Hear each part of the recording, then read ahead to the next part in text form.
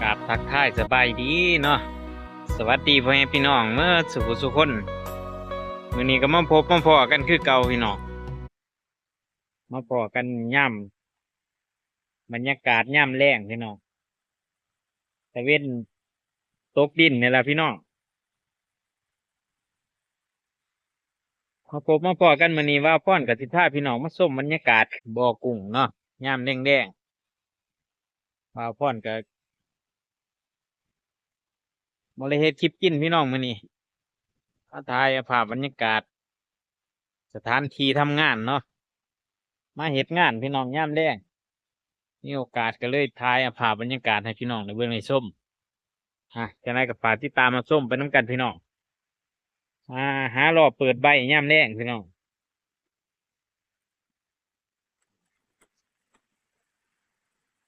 เอามาบ่งมาชมบ่าวพรก็ฝากให้เด้อพี่น้องฝากช่องบ่าวพรพ่อกระเทินเนาะฝากกดไลค์กดแชร์พี่น้องกดติดตามเพื่อเป็นกำลังใจให้กันและกันรับชมบรรยากาศไปนำกันเด้อพี่น้อง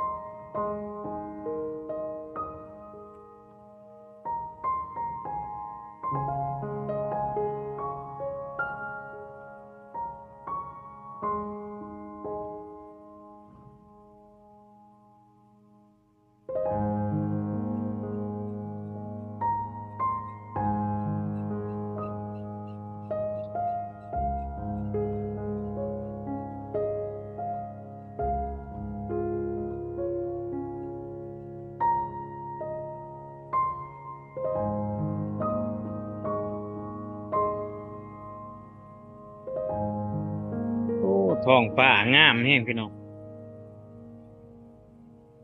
ท้องฟ้า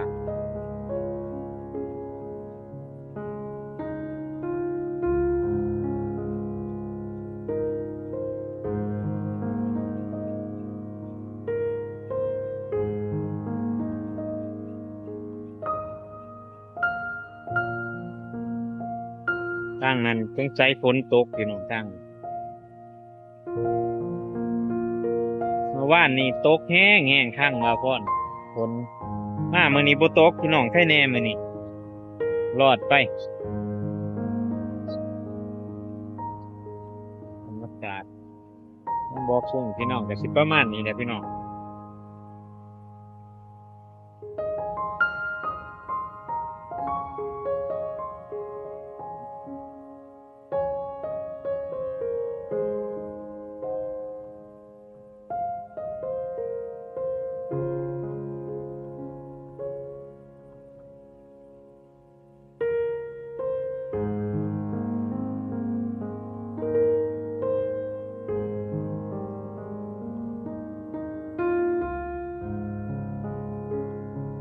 บ่าวพ่อนบ่แล้วค้าตั้งกล่องแม่เนาะ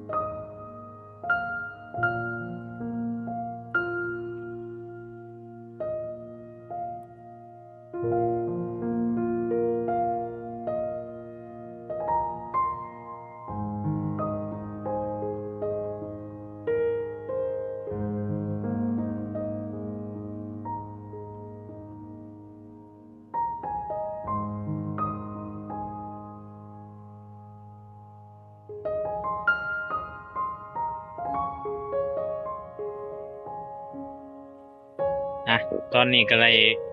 เวลามาพอสมควรเนาะพี่น้องบ่าวพรก็สิได้ขอจบคลิปลงไว้เพียงส่ำนี้เด้อพี่น้องก่อนสิจบก็ขอขอบคุญขอบคุณเนาะ